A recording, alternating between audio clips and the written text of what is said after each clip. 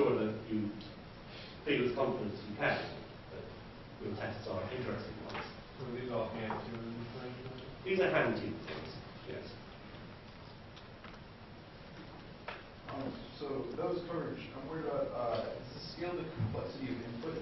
So if you have even a good distribution and your preconditions are, so can they be, have you ever run into a situation where they're so strong that filtering out too many of, Often.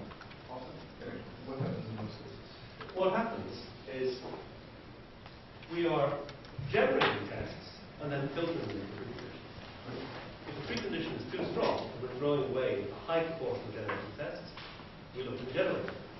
The generator is a program using a monad and a predictive function actually. So we just adjust the generation so as to hit the precondition more often. It's often necessary to do that. So the solution again is to fine-tune the distribution? Yes. Essentially. Okay, so that works even with when you're looking for complex inputs like matrices that need certain properties, other distributions that actually handle cases like that? So we've not done a whole lot of testing of matrix operations. But what we have done is testing of, for example, telecoms products, where you need to generate protocol messages. One protocol message can fill an entire page full of fields that have interdependency with each other. And it's no problem generating that kind of data. I would like to be able to do something like have correctness proofs for some core computation and then apply some kind of other tool, like a quick check, to test from a top level, a complete application to make sure that the same properties that are true of the core computation are not corrupted by the rest of the application. Does quick check have capabilities to translate or understand the formal specifications that are written in a Theorem Prover or some other tool? No. We have our own specification language, property language, that you see. And it's very simple. And it's just an API in there now. Quick check is a library. So we just write our properties by hand. We haven't tried translating properties from the Theorem Prover, but for example, we have no existential quantifier. I imagine that could be quite a big problem for an automated translation. So I think we feel that we usually need to come up with programming properties directly. And we also need to come up with properties that are suitable for testing and work for this kind of random generation. I think they're not necessarily going to be exactly the same kinds of properties that would be useful in the theory. So, for example, if we would like an existential quantifier, we just write the Stirling function. But we have to do that kind of thing by hand. Are you on the outlook for more application areas? What do you want to prove, or what do you want to test?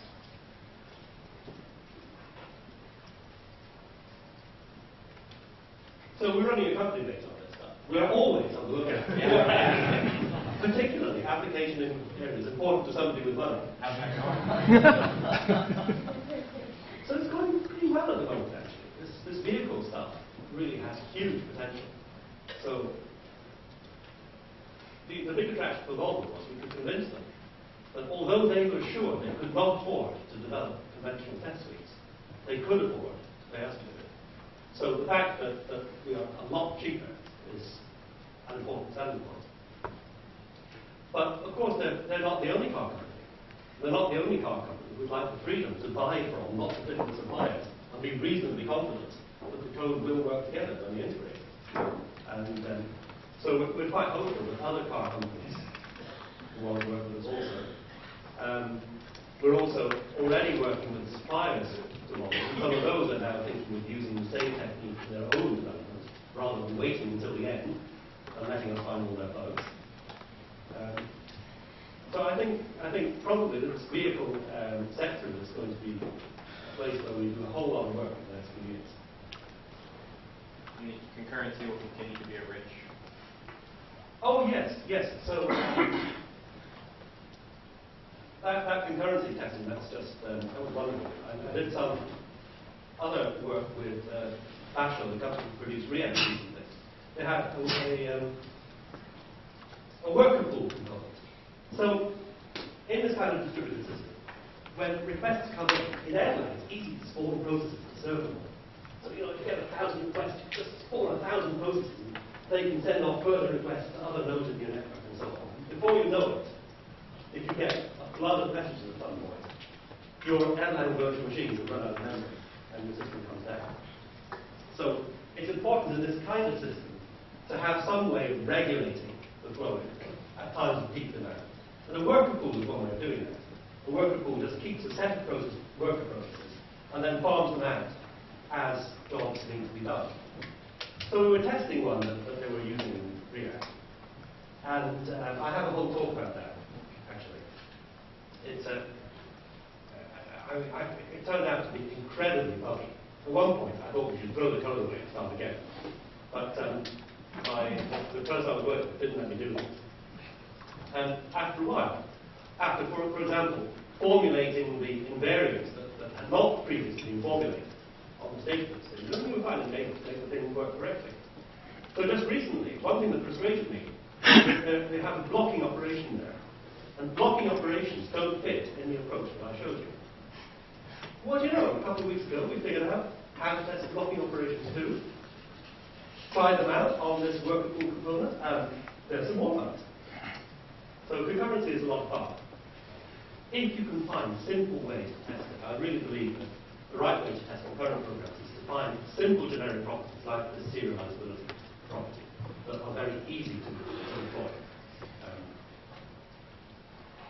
We've had a lot of success with that. So, am I correct in my understanding that your software is free, but people are paying you to use it to test their code? So this version of the software is not free. It's a product that we license to the customers. We make quite a bit of money out of it. But there is a free version that doesn't do quite as much. And of course, there are lots of free implementations of QuickCheck, Haskell QuickCheck and QuickCheck-like tools. They don't all do exactly the same things, but that's the current situation. So you write a testing tool, and you also have played a big role in the development of strongly typed functional programming. So do you have a sense of the relative benefit of lightweight testing like QuickCheck versus lightweight formal methods like Hilly-Milner style type systems? Yes. So I'm one of the people who's begun writing a lot of Erlang code after writing a lot of Haskell code. And of course, Erlang is dynamically typed. There's no static typing. And that means that when I make a type error, I find that at runtime. In other words, I have to find my type errors not by running a type checker, but by testing. Oh, but you know what? I have quite a good testing tool. So I found that when I make type errors in Erlang, which I do all the time, I actually find them very, very fast. And it's because my code is exercised so much by QuickCheck that it's not really so very much a problem for me.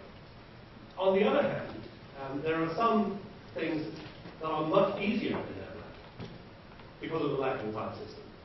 So, for example, generic programming in Erlang is 4 lines of code. In Haskell, you can still write tables of that. In Erlang, if you have the name of the function as an atom or a string, you can call it. And that lets us make representations of text cases that contain function names and then easily interpret them and call the underlying functions. So things like that are, for this particular application, they've been very useful. I think Erlang has been a good choice for the industrial version of the tool.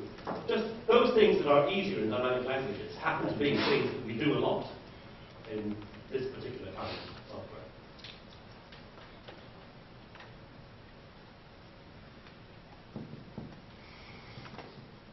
Okay, well, I'm sorry, I've answered questions for too long. Anyway, thank you very much for listening, and I hope you